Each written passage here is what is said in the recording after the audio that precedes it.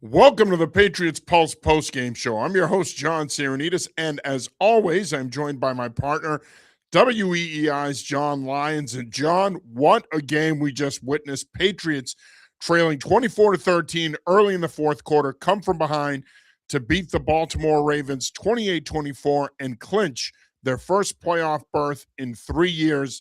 You know, we've been waiting for a game like this in terms of the come from behind element to really show us what this team is made of. Well, we got it tonight. Now we know what this team is made of. Now, when we talk about them being a potential playoff team, they showed tonight that despite all the injuries and playing from behind, they have the mental toughness and the moxie that it takes to be a playoff team and potentially win in the playoffs after coming from behind tonight. Yeah, John, I almost feel like I watched two games tonight. There was the first three quarters where the Patriots made a lot of mistakes, but were still in it. And then there was the fourth quarter where they outscored the Ravens 15-7 in that quarter, dominated long stretches of it, made huge plays in all three phases. And I think you hit the nail on the head. Sometimes in key games, in playoff games, that's the way it's gonna go. Now, that doesn't excuse the bad fake punt or the Drake made turnovers, but if you're gonna be a playoff team and tonight's win secures a playoff spot for the Patriots, sometimes you're just gonna have to grind out a win where not everything goes your way, and they did that tonight. And honestly, John, first time I know they did it in week 5 against Buffalo on Sunday Night Football, but I feel like this was the first time in a long time where they had multiple stretches in a game where they played poorly and were able to overcome it. And I think that's something, again, you don't want to make a habit of that, but I think it is an encouraging sign. It's just another way they can win in a big spot. Yeah, and I think, look, you hit the nail on the head. I mean, early on, they had to overcome two early turnovers, two turnovers that, quite frankly, were frustrating, especially the interception when they're driving there in the first quarter that May threw that was intended for Booty. He turned the ball over a couple of times. The defense struggled to get off the field, specifically on third down. They were consistently, for most of this game, out of position, bad run fits, bad pursuit angles. You saw that especially on the touchdown by Flowers on the reverse. But despite all that, and despite their inability to consistently get stops to give the offense the possessions that they needed to come from behind, they did what they needed to do down the stretch on both sides of the ball to get the win. And they overcame. Look, I said this, I tweeted this out. Mike Vrabel has not made many bad decisions, if any at all, this year. That fake punt, to me, is his worst decision of the year up until this I point. agree totally. Whether Yeah. he called it or if it was left in the hands of Marte Mapu, that is not the time and the place for that call to be a go. The fact that that call was made there was a horrible call. Luckily, he's going to be off the hook for it. But in my view, and I think Mike Vrabel has a ton of humility, he might want to show some on that call because that was a panic move in that point of the game. Only down by 4 at 17-13. You didn't need to try a fake punt there and give them a short field. They did nonetheless, but as luck would have it, they come from behind. It doesn't bite him in the ass. He doesn't look like a fool. Patriots pick up a big win. Yeah, and the way they won this game, and if you look at the three phases, because I think Baltimore helped them out, and it wasn't just the Lamar Jackson injury, it was them not playing Derrick Henry late in that game when he was averaging 7 yards a carry. I don't, we can get into that more Yeah. in a minute, but I think offensively, you got to, it's funny because I thought Drake May's 2 turnovers were really bad turnovers. But if you look at the resiliency he showed in the fourth quarter, I thought essentially the entire second half was on him. I mean, the Patriots had 79 yards rushing in this game, John. 21 of them were on Stevenson's touchdown run late in the fourth quarter. And then they got another, 15 yards on May's late scramble. So outside of those two runs, they essentially didn't run the ball at all in this game. He threw for 380 yards. That throw to Kyle Williams for the touchdown was one of his best throws of the season. Terrific catch by Williams as well. And I think, again, it doesn't excuse some of the mistakes he made early, but we've seen it around here, right? It's one thing to be going well and for you to stack up points and stack up yards, but to respond when things don't go well, that's one of the things that the great quarterbacks have, and May did that tonight. And again, doesn't excuse the bad, but I give him a lot of credit for that. No, I agree with you. And of course, this is the first 300-yard performance by a Yeah. Patriots quarterback in over 3 years, which is hard to believe. It just goes to show you how bad they've been. I think it was over 3 years. I could be wrong Yeah, on I think it that, but was Mac Jones in either 22 or late 2021. Yeah, I'd have yeah, to check yeah. exactly. So I'm in the neighborhood. It's been a long time. Yeah. To your point, when you look at May's day, as we like to call it, 31 of 44, 380 yards, 2 touchdown passes.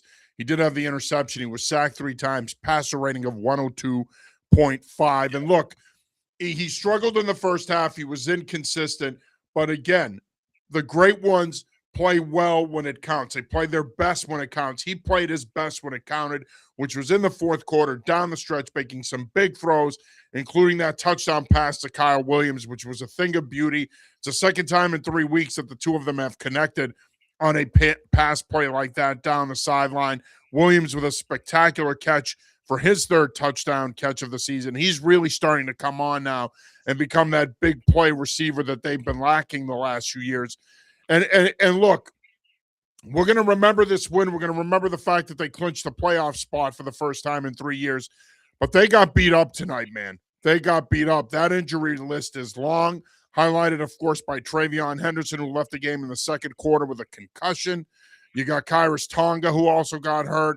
Moses and Thayer Mumford both got hurt, came back in the game. It's a long injury list. Pop Douglas pulled a hammy. The Patriots got the win and they clinched a playoff spot, but they're limping back home. Right now, their depth is being challenged big time.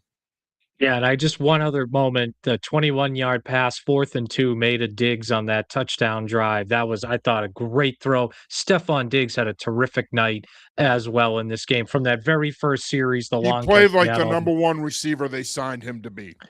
And it's something they haven't had in about a month or so. It's been a while since he really had a truly impactful game. And tonight, again, leading receiver, 9 catches, 138 yards. It just felt like whenever they needed a play, he had it. And to your point on the injuries, yeah, I mean, you lose Travion Henderson in this game. Obviously, you're without Will Campbell. Morgan Moses gets banged up. So you're down another tackle, at different points in this game. I know he was in and out. Carlton Davis got a little bit banged up. Obviously, no Spillane, no Milton Williams. You and I have been talking all year. We sound like broken records, right? Their depth, their depth, their depth. That's been our biggest concern all year. And I think that's why it's really fortuitous for them that they clinched the playoff spot tonight, because not going to surprise me, John, if they get to week 18 and if the 1 seed is out of reach, they just sit everybody down and try to get some rest before the playoffs, because they just don't. And we saw it a little bit tonight. I mean, with no Robert Spillane, look at how easy it was for Derrick Henry basically anything in the C gap and further outside. Yeah. Patriots linebackers couldn't keep up Oh, with it. And it was bad pursuit brutal, angles. It brutal. was it was ugly. But He scores early on the counter tray. They had a really hard time on the yeah, reverse. Then they gashed him on pin and pull. Like it was not good. And again, it's nice to get the win, and we're not going to do the typical Boston media negative bullshit thing here. We're just not going to do it. We want to be positive about it. But at the end of the day, if you're Mike Vrabel, great come from behind win. I mean, you're going to enjoy this flight home, but there's a lot to work on. Aside from the injuries, there's a lot to work on from a schematical and technical standpoint, because especially on the defensive side of the ball, John, they did not play well for the majority of this game. Played well down the stretch, which is good. And people may look at this and say, what is this guy talking about? They only gave up 24 points. Well, in the NFL, if you score 28, your win percentage is roughly around 75%. So at the end of the day, the Patriots won the game, but they did it despite their defense, who I thought had a tough night. yeah, and that's on the heels of obviously a tough game last week defensively. And it felt like Christian Gonzalez did not play well for most of this game, but he did have the big pass breakup late. That was a great play. Carlton Davis had some moments, but I didn't think he was great in this game. Craig Woodson was pretty good, but just to the depth, like we're talking about those linebackers. I mean, all due respect to Gibbons and Tavai and these, they're not Robert Spillane. And I think you saw that tonight. And it's the same thing with Durden. He's not Milton Williams. Like you saw that, I think, tonight. And I think that's something that And he's they're been gonna. playing a lot more, not to cut you off, he's been playing a lot more than you want him to begin with. And now you lose Farmer tonight, you lose Tonga Yeah. tonight. His role all of a sudden expands even more. Yeah, and I think you made the point earlier in the year, John, that Durden had kinda come on and played well in spots for them, and I think very similar to a guy like Jack Gibbons, that's what you want those guys to be. They play well in spots for you, but you're not relying on them to be huge pieces of your defense. Because really, I mean, I think, again, you wonder if Derrick Henry's in for those last couple drives for the Ravens. I mean, do they have a little bit more success? I mean, I think, correct me if I'm wrong, John, wasn't the last play of Derrick Henry's night like that 20-yard touchdown run off the left Yeah, end? I mean, yeah. they didn't It play. made I no don't. sense to me whatsoever. And Yeah, what I is your don't under. argument gonna be if you're them, right? Is it gonna be a ball security argument that we were afraid he might fumble?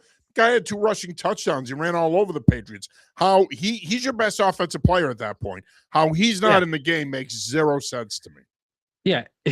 So the last 4 plays I think Derrick Henry had in this game: 4-yard run, 22-yard run, 4-yard run, 2-yard touchdown run, and they went up 24-13, and then they just didn't play him after. Like I don't know, and I know they have a rotation, I don't get it. So, but it just the Patriots really struggled when Derrick Henry was in this game, and so for the Ravens to take him out, they kinda did the Patriots defense a favor there, and then look, credit to the Patriots defense on those 2 drives, they forced a punt, then they forced the fumble, credit to them, but yeah, I just that was a bizarre decision to me from the Ravens. Yeah, no, I agree with you wholeheartedly. That didn't make any sense. And again, you can make the argument, and I know people throughout the course of this season, when it comes to the Patriots, have made some of these arguments. Had Joe Burrow and Jamar Chase played, they would have lost to Cincinnati. Had Lamar Jackson not gotten hurt tonight, they would have lost to the Ravens. At the end of the day, those guys didn't play and the Patriots won. And that's all that matters. We could sit here and talk about hypotheticals of who played for the other team and who didn't. Patriots did what they needed to do to win a football game in both instances and really throughout this year. So, again, you're talking about a football team now, man, that has won 11 of their last 12 games. They're doing something right. And again, I think tonight was an important win for this football team as we trudge towards the playoffs here to come from behind in a tough place to play, a hostile place. And I don't care that Baltimore coming into the game was 500 against a talented football team to do what they did tonight. That bodes well for the future, in my opinion. And now you're in a pretty good spot here where if you win next week in New York and the Bills lose to the Eagles, you win the AFC East. So they're in a good spot here. They can clinch the division as early as next week. It will be interesting to see what happens if they win, Buffalo wins. Then you have to play your starters in order to clinch against Miami. They could be in a pickle there, but nonetheless, it doesn't matter. Big win tonight for the Patriots. As always, we encourage you to join the conversation. We know you have a lot of great post-game options out there, but give us a watch. Again, we're coming to you live on Facebook, X, Twitch, and our YouTube page. Feel free to join the conversation. We'd love to hear from you. Patriots defeat the Baltimore Ravens tonight in come-from-behind fashion, 28-24, in a thrilling game that really, in a lot of ways, John, capped off. Well, I mean, you still got the Monday night game, but I don't think it's going to be that good. So I'm going to go ahead and say it anyway. It capped off. It was a great weekend of NFL action starting on Thursday night with that Seahawks thrilling overtime win over the Rams. A lot of great games this weekend. A lot of games that came down to the wire. You saw it last night, Packers, Bears. You saw it today, Steelers, Lions. And again, you saw it tonight with the Patriots and the Ravens. Yeah, as someone who had Jared Goff on his fantasy team, I'm really not happy about that OPI call at the end of Steelers Ravens, but we know we can save that for Lions Pulse later or Steelers Pulse. But look, I also want to highlight, John, because I think this is important where last week Patriots offense had 2 opportunities in the fourth quarter to go down and have a good drive, get points, potentially win, and they failed. Tonight, it's 1st and 10 at their own 11. They come right out. May hits Mac Hollins on that crosser for a 20-yard gain. All of a sudden, they're in business. And again, at this point, the run game was non-existent. It was all on Drake May, and they started stacking completions together. It was that 20-yarder, then a 4-yarder, then the 9-yard pass, then the 8-yard pass, which was, I thought, a really nice back shoulder throw to Austin Hooper. They kind of keep methodically moving down. Then it's 4th and 2. The pass I mentioned earlier to Diggs, which in the moment I thought might get picked off. It was a really good throw and nice run by Diggs. Then you have another 6-yard pass and then the 21-yard touchdown run. Like that drive to me when you think about like this team growing and this offense growing with a second-year quarterback and a lot of new guys, a lot of young guys, from last week to this week, I mean, that was a moment last week that they failed.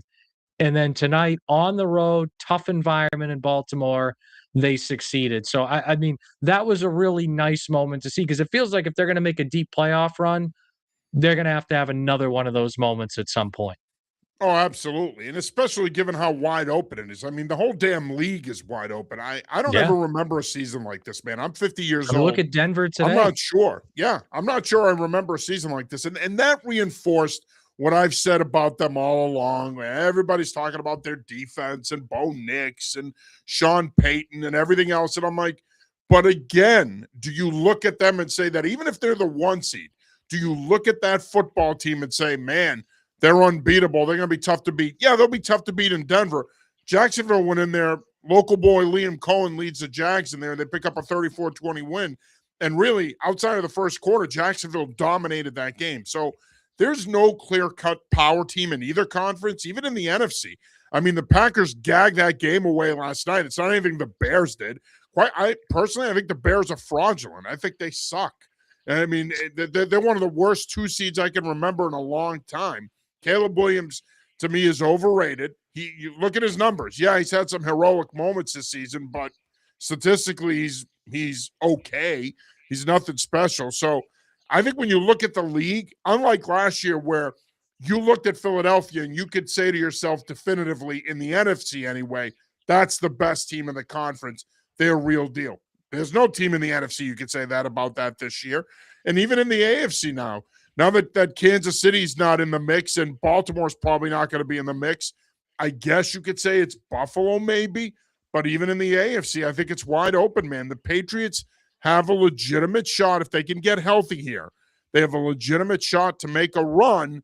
It's just going to come down to matchups ultimately and who they match up the best against. Yeah, and it's interesting because I feel like every single playoff team, and especially in the AFC, they're all obviously good teams, but they all have at least 1 or 2 significant flaws that in Yeah. years past might make them a 4, 5, or 6 seed. Like even like Denver, there's uncertainty about the consistency around Bo Nix. He's had great moments, but he's also had some games where he just escaped with wins against the Jets and the Raiders, and like that they've had trouble getting things going. The Bills, James Cook, I think, is a star. Outside of him, there's not a lot on that offense outside of Josh Allen. Like it's those 2 guys. The Patriots, obviously, we talk about their inexperience, their depth. I mean, the Steelers, all due respect to Mike Tomlin and Aaron Rodgers, if TJ Watt's hurt, I don't think they're that good on the whole. I think they play in a division that's having a bad year. In Houston, you could all the inexperienced things we say about the Patriots, you can say about Houston too. So it's just one of those things where it feels like all these teams, even Jacksonville, right? First year head coach in Jacksonville, Trevor Lawrence never won a playoff game. Like all these teams have at least 1, if not 2, legitimate concerns. And I think from the Patriots perspective, you look at it and say, okay, if you get to the playoffs, you can make the case they have the best head coach in the playoffs, right there with Sean Payton. Like I might give Sean Payton an edge, been around longer, won a Super Bowl, but you might have the second best head coach, arguably the best or second best quarterback in the playoffs, Josh Allen. That in itself might propel them deeper in the playoffs than maybe it would in another year with a stronger field. Yeah, and again, I also look at the field this year and I said this to a friend of mine. I said, when you look at it, I said, it's literally a situation where anybody could come out of either conference now. I mean, Yeah. for all we You know, could you make could get, any team in the playoff. Like yeah, last year, you talked about the Eagles. You and I were at the joint practice, Patriots and Eagles last year. And we talked about it then. We're like, man, first of all, we were like, wow, the Patriots are in real trouble. But we also looked at it they and said, look like a wow, JV team yeah, physically. we were like, wow, this Eagles team can win the Super Bowl. They look awesome. And I don't know if I've seen a team like the Rams for most of the year have looked like that, but they've had a couple games. That Carolina game, they didn't look great. Parts of that Seattle game, they didn't look great. So I don't know if there's a team that I really look at that way this year. No, and I think when you have a tournament that I think is going to be this wide open, it really is going to come down to which team is the healthiest, which team plays the best in a single elimination tournament. all you got to do is win a couple of rounds. You get to your conference title game. You win 3 rounds potentially. If you're not a 1 seed, you're in the championship game. And I think in situations like this, man, where there's no clear cut favorite in either conference, I think it's whichever team is healthiest at the time, whichever team executes, plays the cleanest, takes care of the football. It could be anybody that comes out of either conference. For all we know, you can get an all LA Super Bowl between the Chargers and the Rams.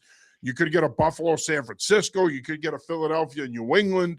You could get a Denver, Chicago, although I doubt it because, again, I'm not that high on either team. But I think the bottom line here is it's wide open, which I think, again, for Patriots fans and for the Patriots as a whole, that's a good thing. That means you have a legitimate shot to potentially, at the very least, get to an AFC title game, which would be unbelievable. You are watching the Patriots post-game show. I'm your host, John Saranitas.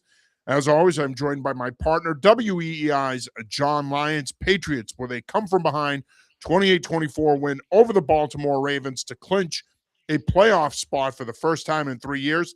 They can clinch the AFC East next week with a win and a Bills loss at home against the Eagles. Or if not, if both teams win, then they can clinch the AFC East with a win over the Miami Dolphins on January 4th at home. So plenty still to play for. I mean, they clinched a playoff spot. The 1 seed is still in play. The 1 seed's a little trickier, though, because all Denver has to do is win out and they clinch it. Denver is at Kansas City on Thursday, and then they host the Los Angeles Chargers to end the season. After today, I mean, they're going to beat Kansas City. Kansas City's down to their third quarterback. Back-to-back weeks of the Chiefs. It's really Patrick Mahomes with a torn ACL. Gardner Minshew tore his ACL today, so he's toast. So they're down to Akula London or whatever his name is. I mean, you know, they're down to a journeyman quarterback. They're not playing for anything. And quite frankly, if I'm them, you hope to lose out and secure a top 10 pick. So, you know what? Denver's going to win on Christmas Day. Now it's a matter of, do the Chargers have anything to play for potentially week 18? And they give them everything they can handle. Patriots, in order to get the number 1 seed, would need to win out, and then they would need Denver to lose one of 2. It could happen, but I'm not holding my breath even after what happened today. Yeah, and I think that's a fair point. And it's going to come down to that Chargers game. I mean, it's a tough spot for the Patriots because, I mean, we'll see because we don't know the times yet. But if the Patriots have to play before that game or if they're at the same time, it's going to be tough for them to judge like, oh, can we just sit guys down? Because, it'd be tough for them if they went all out in a physical game, tries to beat. And I don't think Miami's that good. And I don't think they'll present any threat to them in January in Foxborough. But all it takes is 1 or 2 plays. A guy gets dinged up, a guy gets hurt, and then we still said that in 2019, and you know what happened there. So yeah, and then you still have to play wild card weekend, right? Like that's the thing that you want to try to avoid here. And it's again, that Chargers, like the Chargers game to beat the Broncos, that's the game. And the Jaguars did you a big favor today. If you're the Patriots, you're hoping the Chargers can do the same thing. But that's another team in the Chargers. I mean, do you really want them to feel good about themselves going into the playoffs? Like that's going to be another tough team to get. It's really an interesting spot for the Patriots, but I think they need to find time to get rest, whether they get the 1 seed and have the bye, or they know going into week 18 they won't get the 1 seed so they can rest guys then. I would like to see them get at least one opportunity for some extra rest for some of these guys. Rock joins the show. Never thought I'd say it, but Pat's got some depth at wide receiver. Hell of a catch by Williams. Hollins making clutch plays. Rock, thanks for checking in, brother. Really appreciate it, man. Always good to hear from you. Yeah, Matt Collins, 7 catches for 69 yards, but he had some big catches tonight. Yeah, and I think early in this game, Drake May did not look good. He was really shaky, had the interception. And then on that first Patriots touchdown drive, I thought the key play was that first down conversion over the middle to Matt Collins, where it really was a high throw. And Matt Collins' catch radius came into play. He went up and got it. And it felt like after that, offense got rolling a little bit. Good play call to have Henry wide open for the touchdown. Nice toss by May. But it was that Matt Collins catch that got him going. And then I mentioned before that final touchdown drive. It was that Matt Collins 20-yarder on the crossing route that got him going. So he made some big plays in this game. And another thing, and I think Matt Collins deserves credit for this because I think it starts with him, their receivers blocked really well tonight in the moments they had. I think of that 21-yard touchdown run by Stevenson where Williams had a really nice block. I just think a lot of that starts with Matt Collins too. But yeah, he made some big plays tonight. Matt Collins has been huge for this football team, man. He's been huge for him on and off the field. The leadership he provides off the field and in the meeting room, and what he does for them on the field, both as a blocker and as a receiver. And I know a lot of people, John, get hung up on the antics. What is his game day attire? What's he going to show up wearing? The no socks, no shoes stuff. At the end of the day, I've gotten to talk to Mac a bunch this season in the locker room. First of all, he's a character for sure, but he is a well-spoken, well-thought-out, smart guy who loves this game, cares about his teammates, cares about the football team that he plays for, and he's going to give you everything he has, man. So if people can get past the antics, the attire, the TikTok account, and everything else, at his core, he's a football player, and he brings a lot to that football team. And when you think about all their free agent signings, who are the guys that have made the biggest impact? Obviously, we see what we're missing here with no Milton Williams, with no Robert Spillane, but K'Lavon Chaisson forces that fumble tonight to put the game away. He's been huge for them this year. Matt Collins, he's been huge for them this year. Both of those guys on short-term deals. Those are guys, in my opinion, you got to keep around here. You got to extend. You got to re-sign after this season because they're both valuable guys that can make a difference for this football team. They've done it all year. They can continue to do it beyond this year. And I still think their priority in the offseason, like they need a high level, A+ level pass catcher, whether it's tight end, receiver. We saw even like Stephon Diggs was getting open against man coverage tonight. Matt Collins did a couple times. Other than that, a lot of guys struggled to do it. A lot of it was schematic stuff. Like the Kyle Williams touchdown catcher is just a great play. But it was a great catch and a great throw. I don't know if he necessarily got open against man coverage. It was just a perfect throw and catch. So that's something I still think they're going to address this offseason. But to your point, Matt Collins' career high is 57 catches with Josh McDaniels in 2022 with the Raiders. He won't beat that this year, but he's at 39 with 2 games to go. He'll get in that neighborhood. So I think that's a guy, and it's a guy too at 6'4". They don't have another guy like that. It's a guy that he's been a big contributor this year, and I think you want to keep around for next year as well.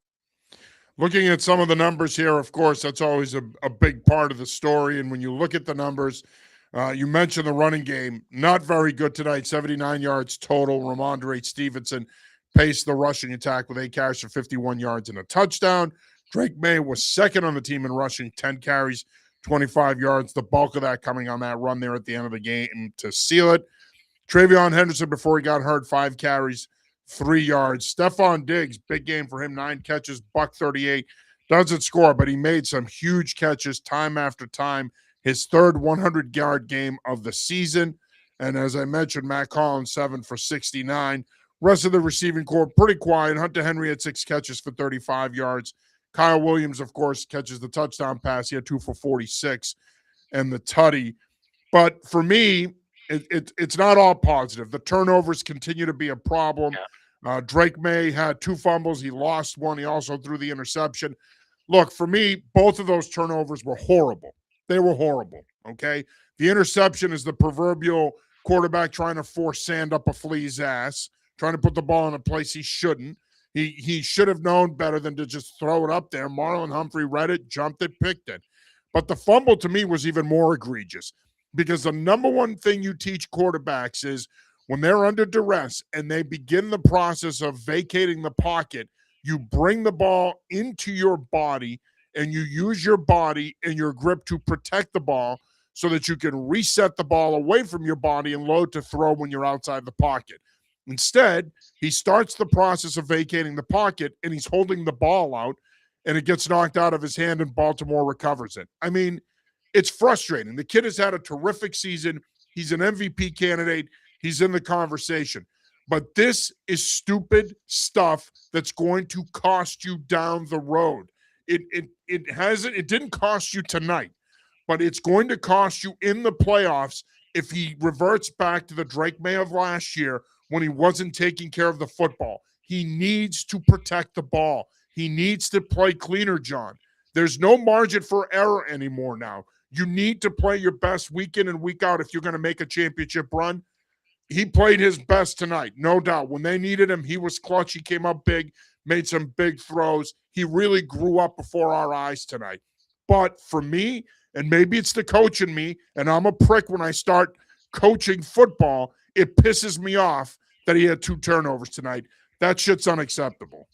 And I think the truly aggravating part too, John, is both of them took points off the board. Like the interception you Yes. throw, you're in field goal range, and the fumble, it's a 3rd and 2 play at the Baltimore 30. Even if he takes the sack there, it's probably a 50-yard field goal that I think Borregales can hit. So you probably took 6 points off the board there. And I think that to me is the most frustrating part. It wasn't just that they were like if they had lost this game, and I know they didn't, we would be talking about the fake punt and we would be talking about those 2 turnovers. Yep. That's what we'd be talking about And we'd be because again, saying that that's what cost him the game. and it nearly did. I mean, really, it nearly did. And you look at again, yes, he played his best when he needed to. And I think we also have to be cognizant of the fact he is a second-year guy, first year in this offense. And one thing that's been encouraging is like week 1 against the Raiders, I thought he played poorly. Bounce back, played really well against Miami in week 2. Week 3 against Pittsburgh was his worst game of the year. Bounce back, played really well for multiple weeks after that. Then that first half against Cincinnati, especially the first quarter, the pick 6, he was really bad. Played well the rest of that game. Followed it up, played well after that. And then the second half last week, he plays poorly.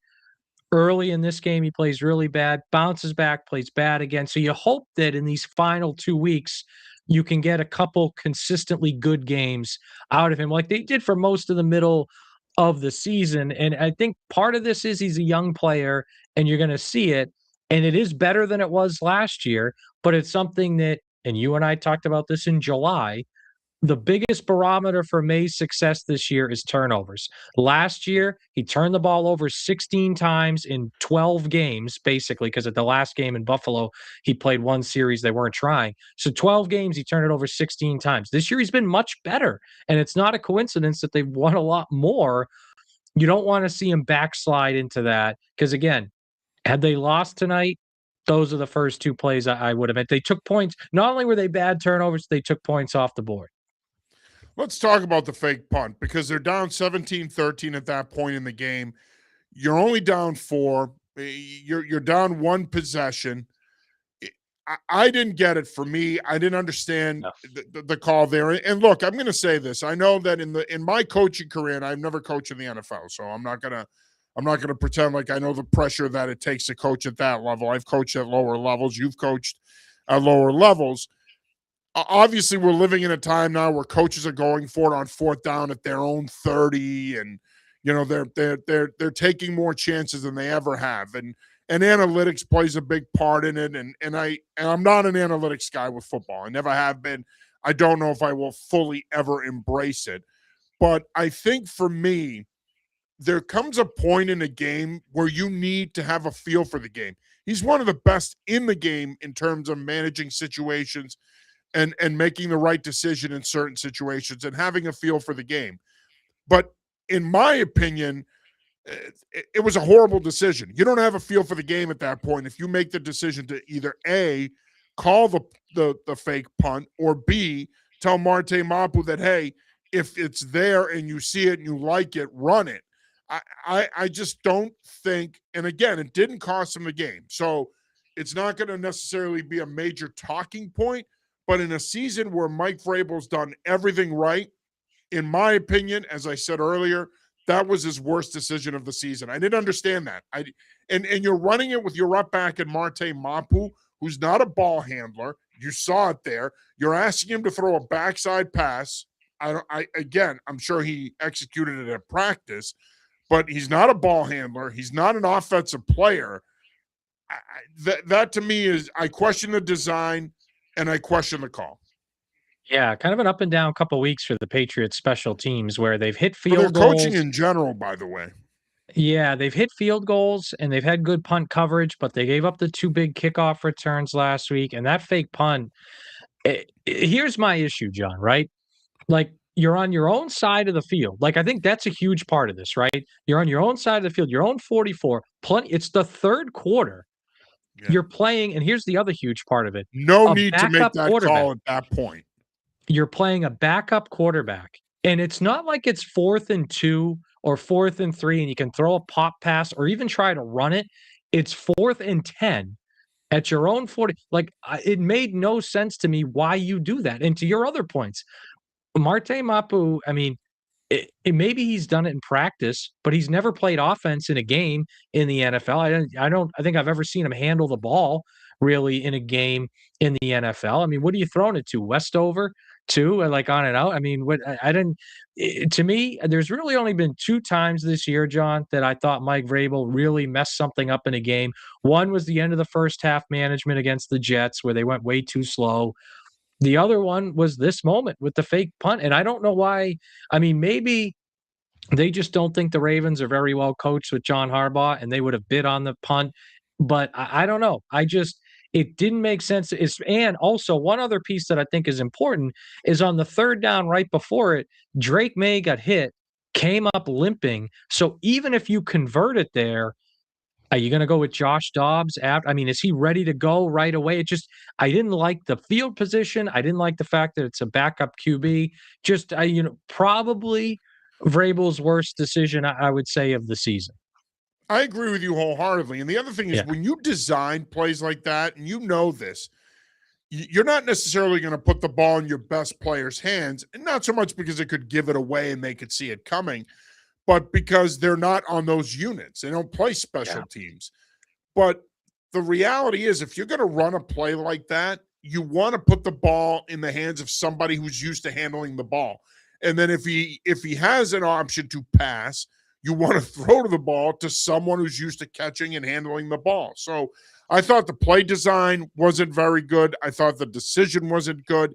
And again, I think it's back-to-back weeks now. You know, when you go back to the second half of last week's game against the Bills, offensively, they only run the ball 3 times, which led to, of course, a lot of the stupid conversation all week as to whether or not Vrabel and McDaniels are on Also, the did outs not and could he make adjust defensively as well. yeah. And that's like they didn't adjust in the second half defensively last week. And that was another thing. And I forget the exact moment. I tweeted about at the time where the Patriots, I think it was a third down, lined up to blitz. Lamar Jackson saw it, checked out of the play, and the Patriots still brought the blitz they showed. They didn't check out of anything, and it was an easy first down for the Ravens. And I don't know if that's part of Terrell Williams not being around most of the year or just a new staff working together and new players, but there's been some moments defensively this year, especially lately, they've been slow to adjust, and that's something that's a little bit of a red flag going forward. It hasn't really, I mean, it hurt them in the second half against the Bills. It hurt them a little bit I mean, the fact they had no answers for any of those outside Derrick Henry runs too was frustrating, but that's just something to maybe keep an eye on. They get into a second half of a playoff game and the offense adjusts. Are they going to have the answers? I mean, you even saw it in the Falcons game. They won, but that second half, Atlanta moved the ball much better than the first half. No, I think you bring up a great point about how it takes them a while to adjust on defense. I think it's been a problem for them all year. You know, they Even sell those out early in drive scores. yeah, yeah. Yeah. And that illustrates it the most. But even early in this game, I mean, they open up selling out to stop the run. They're in their goal line package. They're in a 6-2. They got their big bodies in there, and Baltimore runs through them, goes down, scores, goes up 7-0 right out of the gate. And I believe that was the 7th time this year, 7th or 8th time they've given up an opening drive score this season. So I think it's 10 times in 15 games. They've get whether it's a field goal or a touchdown, some sort of points. Yeah. That's not good. That's not good. And what that tells you is that obviously the offense is coming out. And I've asked players about that in the locker room. I asked Jalen Hawkins about it a few weeks ago, and he said, well, you know, they usually script their 15 and, you know, they're going to come out with a plan and they're going to run stuff that they haven't shown on film. And it takes us a series to get used to it. And he's right. That's exactly what it is when you're giving up points defensively on opening possessions. But that being said, I think you bring up a great point about their inability to adjust. It takes them a little longer to adjust than it should. And even tonight, they stayed in that 60 stuff for a little while until they decided, look, they're gonna play mostly in 12. We're gonna have to match that personnel. We can't have our big guys in there playing in our short yardage goal line stuff, and they adjusted. But I do think that when you look at this defense, I think that the lack of a pass rush is a concern. They just don't get consistent enough pressure. That's a concern. The secondary is talented, but their safety struggle against tight ends. If you're playing a team that can get into 12 personnel, like we've seen the last 2 weeks really with Buffalo and Baltimore, they could present problems for them. Secondary can be inconsistent. And so I think when you look at the AFC and you look at your quote-unquote contenders, if you're comparing defenses, Denver's defense didn't play well today, but they're probably still the best. But when you compare defenses, you have to ask yourself, are they better defensively than some of the top teams in the conference right now? They're not better than Denver. I would probably take Jacksonville's defense over theirs. You probably take the Chargers defense. Yeah. Pittsburgh, if they were playing to the level they're capable of, you probably take their defense. And Houston, obviously. You obviously take Houston's. Yeah. So there's 5 teams right there. Yeah. So now you're talking about it's you and Buffalo as probably being the 2 teams that have the worst defenses in the playoffs. So again, we're not trying to rain on the parade here. We're not trying to do the fake Boston sports radio negative thing, but that's reality, folks. This is not a championship caliber defense. No, and I think one of the most underrated plays in this game, John, that we'll forget about is the Ravens' second drive, the forced fumble by Jalen Hawkins. If the Ravens go down and score, because at that point, and the reason I bring that up in the context of what you're Could have saying, been game over. The Ravens were moving the ball. That was a 2nd and 4, and it was a 5-yard. It would have been a first down before Henry fumbles. And they go in and score, and they go up 14-0 at home with Jackson obviously still in the game and healthy. I don't know if you come back in that game. It very well could have been game over early on. So that was a huge play. But I say that because that's another thing. They haven't had a lot of takeaways this year. I think that was only their 15th one of the year, that fumble. And it's kind of the same thing, too, that we've talked about with their offense. Like we talked about how sometimes their offense in the second half has stagnated. And we've said, well, when teams adjust, the Patriots will try to counter it, but they don't quite have that A-plus or A-level weapon to just make a play sometimes. Their defense doesn't have that higher end pass rusher. And with Milton Williams out, that higher end other defender to just make a play sometimes. Like Chason did it tonight on that Zay Flowers final fumble, but they haven't had enough of that, I think, in games this year. And I think it's just something that honestly is just going to take the offseason to it, much like the offense thing. It's just going to be an offseason thing as they continue to rebuild. Yeah, and obviously you get Williams back. He'll help your pass rush. Yeah, obviously, you get him and Spillane back. They'll both help your run defense. And I think once those 2 guys are back and playing, they'll be pretty good against the run. But they, as much as we talk about them needing a receiver and another offensive lineman, I think their number one need this offseason is edge. They need to go out and get another pass rusher, man. I would re-sign K'Lavon Chason. He's been terrific. Obviously, Harold Landry's going to be back. They like Ponder, but there's not much else there, John. They need to add another high-end quality pass rusher that can play that tilt 5 technique, which is big in this defense, pin their ears back, get up the field, and get after the quarterback. They need that because I think that's one of their flaws, and you saw it tonight. They got to Jackson when they ran that cross dog blitz, and they brought 6, but they're not that effective at getting there when they bring 5 and 6. And they tend to play loose man when they do that, and they still give up the sticks and give up first downs. And so I do think that the lack of a base pass rush could potentially be a problem for this football team in the playoffs. We'll see. Old man Willem checks in, our good buddy from Connecticut. We won again. Yes, I hope you got to watch the game, by the way. It should have been blacked out. Nationally televised game, only game. So good friend of the show, Lauren Gaudette, checks in from the Granite State. She says, I feel the lack of a consistent defense might be driving the questionable decisions by Vrabel. And we got to flip the L in the E there, Gaudette. And the offense, the lack of a run game and winning time of possession is not helping either. I agree on all accounts. Scott checks in. He says, is Henderson okay? We haven't heard anything. He's It in didn't look good. concussion protocol now, so we're probably not really going to know anything about his status for next Sunday until later in the week. Yeah, and that didn't look good, and it felt like there was a direct connection to their running game starting to fall off and Henderson leaving the game too. Yeah, 100%.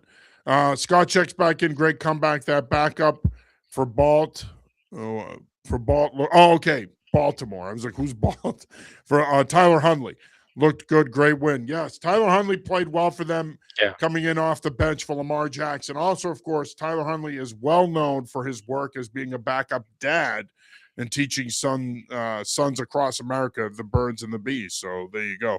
Good to So know. he's Yeah, and yeah, he's not even like a regular backup because he plays so much because Lamar Jackson gets hurt so much. So yeah. it is kind of a unique situation. And they tried to run him out of town last year. He played with Cleveland. They bring in Cooper Rush. He sucked, so they brought him back. So there you go. So they were no rush to play Cooper tonight. That's for sure.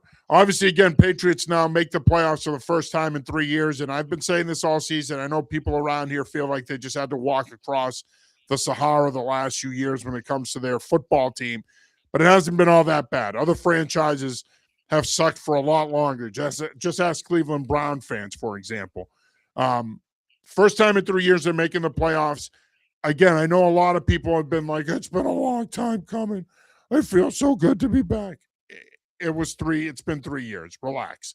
And oh, by the way, in 2022, had they beat Buffalo week 18 up there, they could have made the playoffs. So at the end of the day, yes, we've had a mini drought around here, but the Patriots are back in the playoffs.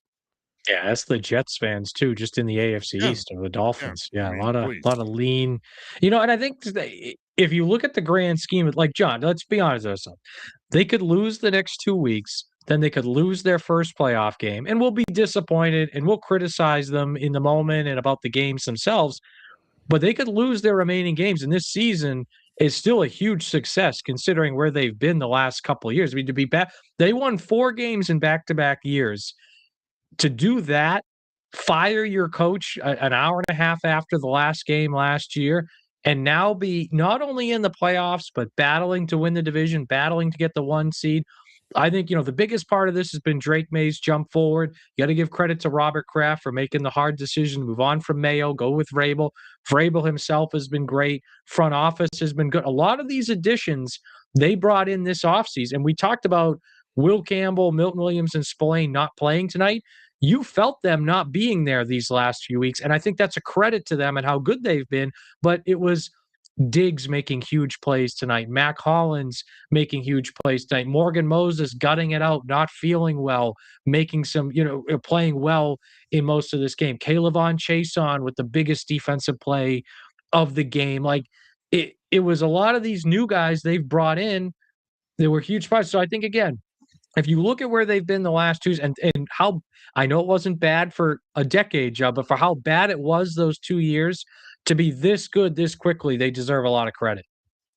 Scott checks back in. We have been spoiled for 20 years with a nice little smiley face emoji there. Yeah. I would agree, my friend. I'm just glad that we can do a post-game show after a playoff game finally. This is my first 3 years doing this show. They just had losing seasons. So I don't know, maybe it was my fault. I don't know. We haven't had a playoff edition. Scott checks back in. No. I loved seeing the deep punch, that ball out near the end. Yeah, it was awesome. Textbook. That's how you teach it by Kaylavon High-end Chason effort play, too. And Yeah. the broadcast because he came from the highlighted other this, side. the opposites. Yeah. On a High-end effort TE. play. Yep. Yeah. Yeah, no, absolutely. And again, and I think that's the difference, right? When you think, okay, why were they so bad the last 2 years? Well, I think in my opinion, one, I think it was time for Belichick to move on. Bad personnel decisions. It had gotten stale. It was time. It was the end of his run. Mayo last year, clearly not ready. Shouldn't have gotten the job to begin with. Probably should have pursued Vrabel last offseason and brought him in. That's the guy he wanted all along by all accounts, despite the fact that he had promised Mayo the job and he was contractually obligated to give it to him. But I think Gerard would have had the potential to be a good head coach. He certainly had a lot of the traits you look for. He ultimately just wasn't ready. But in a lot of ways, John, it worked out the way it should have because Vrabel spent the year in Cleveland, got to work with the offense, got to work with the defense, got to work with the special teams, honed his skills so that he could be an even better head coach when he gets his next shot. Obviously, he wanted his next shot to be here. He won 3 Super Bowls here as a player, raised his family here. New England means a lot to him. The Patriots mean a lot to him. He wanted to be here. This was a job he wanted. He knew he was going to have full control. He got all of that. And like you said, and I couldn't agree with you more, man, even if they lose the next 2 and lose in the first round of the playoffs, yes, it would be disappointing, but even a 12-6 season after what we've sat through the last couple of years, I think it's a successful season regardless. Yeah, and I think this is the first season in a while where there hasn't been some huge bust from the offseason. I'm not telling you every move they made this offseason was a home run, but you go back to like the Juju Smith-Schuster signing being a total Yeah. bust, or their whole draft outside of Drake May in 2024 being a bust, or Okorafor being a bust at tackle and quitting a few games in. Like this year, again, they're not all home runs, but they don't have anything where you're like, "Oh, wow, they really screwed up that pick," or, "Oh, wow, they really screwed up that signing." And I think that's part of this as well, from the coaching staff hires to the free agency to the draft. There hasn't really been anything that we can look at and say, "Oh, that's a huge bust." And I know that's kind of a low floor, but that's really where they I mean, you go back to, 2022, like 2021, you looked at Nelson Aguilar as a huge bust from free agency. 22, you looked at Joe Judge is your quarterbacks coach, and Patricia Collin plays is a huge bust. And I mentioned Smith Schuster. It's been a while since they've had an off season where just everything was either good or at least solid. And I think again, if you're gonna get this team to be a true championship contender, that's the type of foundation to set as you move forward. Scott checks back in. He asks who else got dinged up tonight. So obviously it was Travion Henderson, Kyrus Yeah. Tonga, Josh Farmer, Mumford and Moses got dinged up, but they came back. Pop Douglas had a hamstring. So there's a few guys. You hope that, Yeah. that most of those guys get healthy and get back again. Henderson's going to be dicey, though, because of the concussion protocol. It depends on the severity of the concussion and whether or not he can be cleared by the end of the week to practice, participate, and play. I suspect you might not see him against the Jets. They may wait until the Miami game. Even if they were to get clearance later on in the week, I just think now, especially with the independent evaluator involved in the process, it's not what it used to be where if it was left up to the team, as long as they met NFL protocol, they could clear a guy by the end of the week. It's obviously a much harder process. Yeah. Again, thanks for checking in, Scott.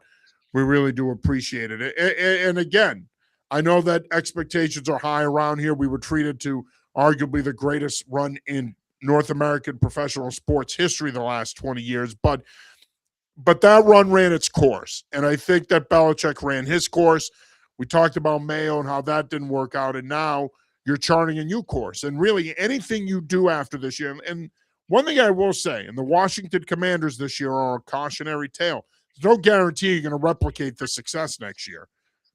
Zero. Yeah. So enjoy it while you have it, because it may not look this good next year. I'm not trying to be negative, but the Commanders are proof of that. Yeah, and I think, look, you can make the case 2024 was their most important draft in the last 15 years because they got Drake May, or at least the last 10 years because they got the guy at quarterback. Last year's offseason was critically important, but I think this offseason coming up is going to be just as important because now, okay, you have these good young players, you have this core, but you got to augment it and you got to get those key pieces that'll put you over the top. And sometimes, and John, you know this, those final 3 or 4 pieces to be a championship team can be the toughest 3 or 4 pieces to find. I mean, Drake May, it was a great pick. You had the 3rd overall pick and he was there. Will Campbell, you had the 4th overall pick. Now you might have the 25th overall pick. You might have the 28th pick. Can you get the right guy there? Can you get the right guy at pick 60 instead of pick 38 like Travion Henderson was? Like that's now where it's going to come up with can you get it's going to be I think a little harder than it was last year because you're going to be drafting further back. Yes, you're a more attractive free agent destination, but your draft's going to be harder. So I would say 2024, that's the most important offseason of this build. But last year and this year, I got to think if we look back and they end up being a championship team, and 10 years from now, we look back on it, we're going to look at 2025 and 2026 as those two key off seasons that put them over the top. Just like we might look at 2010, 2011, and 2012, and all those great players they brought in helped put them over the top in 2014 and 2016 and 2018 to win championships. Yeah, it's easy to pick players when you're picking at the top of each round. It's really what you do when it comes to building a championship caliber roster later on in the drafts, in each round, but specifically day 3 of the draft. And I think that the Patriots front office, their scouting department, they're going to earn their pay this offseason because they're going to have to hit on later round picks, and they're going to have to bring in the right players to augment what they have. And I think, again, this is where your talent evaluation gets put to the test. Their talent evaluation is going to get put to the test this offseason. There's no doubt about that. All right, John, final thoughts here as we wrap it up again. The Patriots come from behind to pick up a big win over the Baltimore Ravens in Baltimore 28-24, clinching their first playoff appearance in 3 years. AFC East still up for grabs. If they win out against the Jets in Miami, they clinch it. If they win next week, Bills lose to the Eagles, they clinch it. Couple of scenarios there, still in play for the number 1 seed, but to be determined. But final thoughts on what was an exciting night of Patriots football. Yeah, great to have the Patriots back in the playoffs. Still quite a few things to correct from the last couple weeks in tonight's game. And I hope, John, if there's a season to look at, 2018, where the Patriots used those final 2 weeks against division opponents to kind of figure out what they really wanted to do going into the playoffs, changed up a few things that helped them go on a run. I hope these next 2 weeks coming up against division opponents that they should beat, they can use these 2 weeks wisely, kind of get their defense fully on track, get their offense healthy, and head into the playoffs on a high note. All right, couple of quick comments here. Scott checks back in, way to bounce back. See you guys next week. Scott, thanks for checking in, man. We'll talk next week. Appreciate it. Old man Willem says bye. Thanks for checking in, Willem. Appreciate you, brother. I hope life is well down in Connecticut. And Scott says peace out. Scott, thanks again for joining us, brother. We really do appreciate it. Looking forward to talking to you next week and down the road. All right, well, that will do it for this week's episode of the Patriots Pulse post-game show. For John Lyons, I'm John Sirenides. We will be back with you next week after the Jets game. Until then, have a great week. Merry Christmas, and we'll talk to you next weekend. Peace.